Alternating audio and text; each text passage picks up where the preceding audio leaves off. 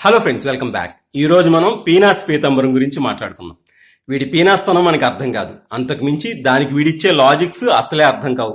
ఎవరైనా దానం కోసం వచ్చారనుకోండి, మనోడు దానం చేయడం దానవుల లక్షణం అయ్యా, మనం చేయకూడదు అని పంపించేస్తాడు.